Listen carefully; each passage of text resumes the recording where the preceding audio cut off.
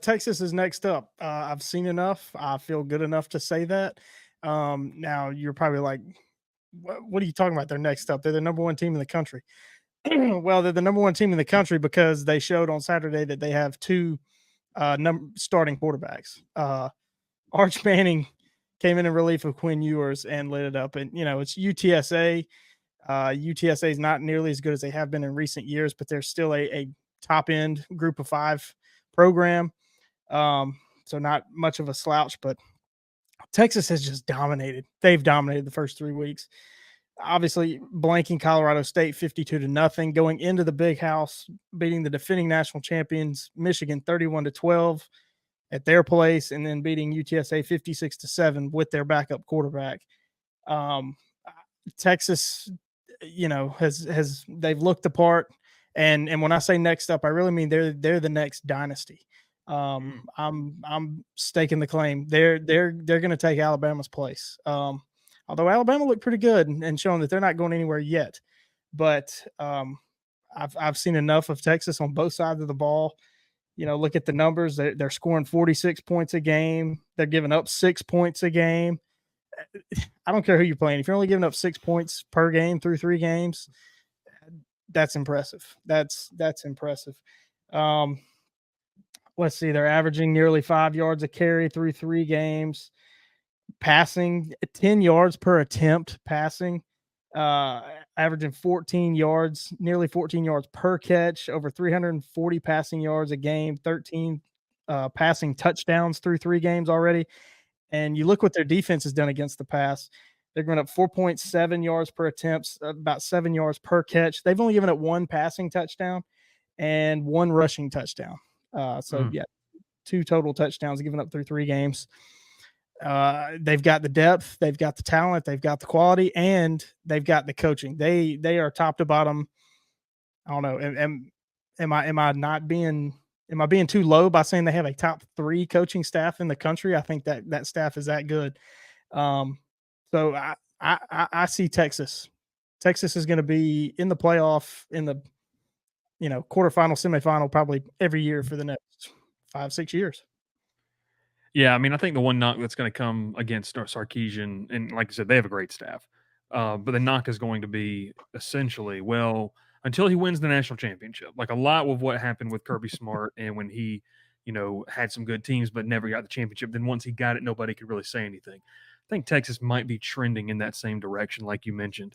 No, this is a really good football team, Will, and I laugh fun to when watch. you bring up Kirby Smart, because you remember several years ago, the early days of the Crowded Booth, we did a show and I made a little Google slideshow about how Kirby Smart was Mark Richt. Are you ready for this? I don't know if you're quite ready for this. I still think I have. Do you have it ready? I saw it the other day looking through my Google Drive. I saw it. There's no way we still have that. It is. I mean, you can tell I didn't major in graphic design with this slideshow. I'm genuinely think that I have this. Let me see. Or did I delete it? Come on, Bryce. But it was, if you can't find it, I essentially put together a spread. Oh, there it is. He found it. Oh. Look at this. This is a throwback, by the way. For people, once again, we got to remember we have people that listen to the show. So this is a visual representation that Will put together 3 years ago, at least, or 4 years ago, of Mark Richt versus Kirby this was Smart. After 2020.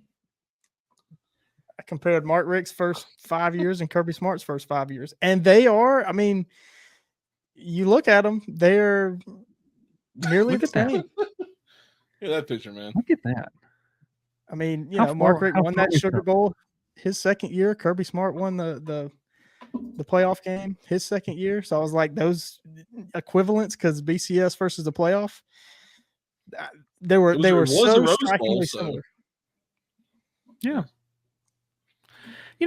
Here's my thing on Texas is I think a lot of this conversation is going to maybe trend towards should Arch Manning start.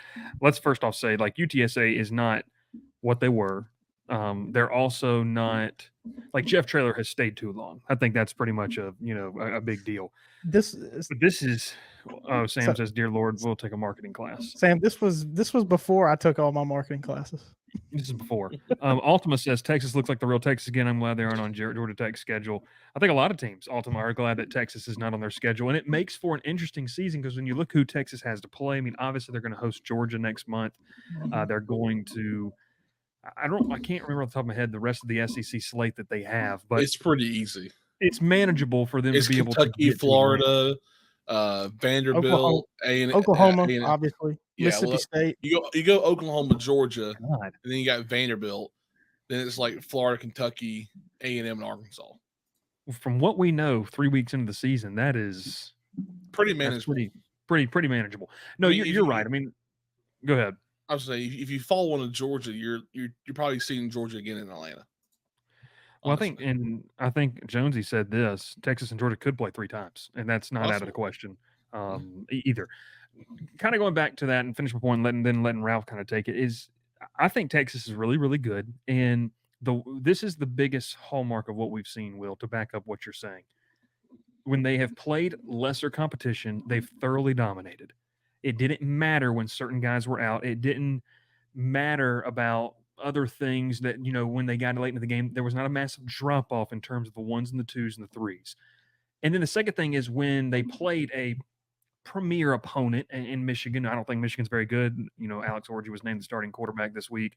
But still, when they went and played a high-profile game, they dominated. And that's just what you're supposed to do. A lot of people like to talk about, well, they don't play anybody, they don't do anything.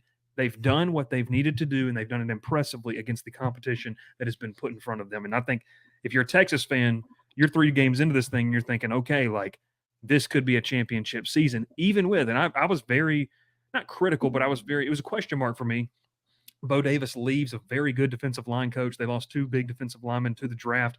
What would that look like? So far, it's looked good. I will be interested when they play an actual high-powered offense, what that could look like. Yeah. We just rattled through their schedule. Are they going to play a high-powered offense? Outside of Georgia, I don't know if they do. Oklahoma, well, we got to see what Oklahoma is. We'll see that this weekend, but and then Georgia. I mean, they struggled. We'll get to that later. Yeah, and I've got we've got enough to talk about that game. I mean, but yeah, Texas.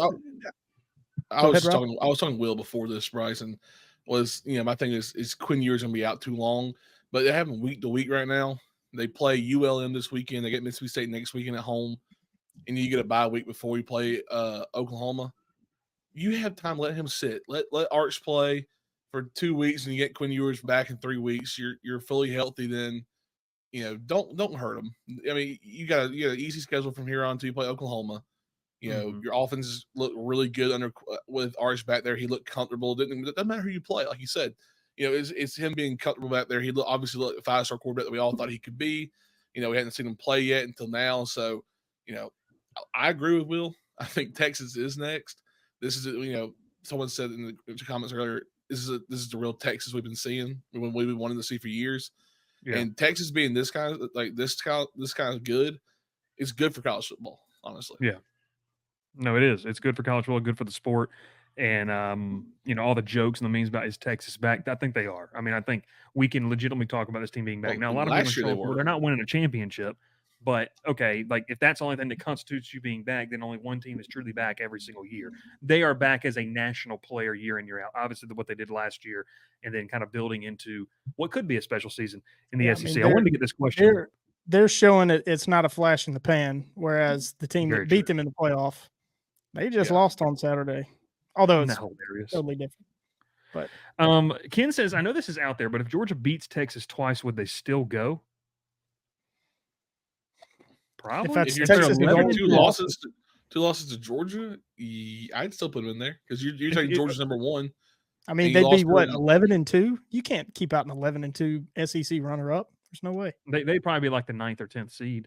They're still in like that. that. I mean, they're better than the committee might push them back just for optics to make it look like they shouldn't be in, but I think they're in. I'll say this: 11-2 Texas is better than any other ACC runner-up. Well, yeah, okay. They're better than the Big 12 runner-up.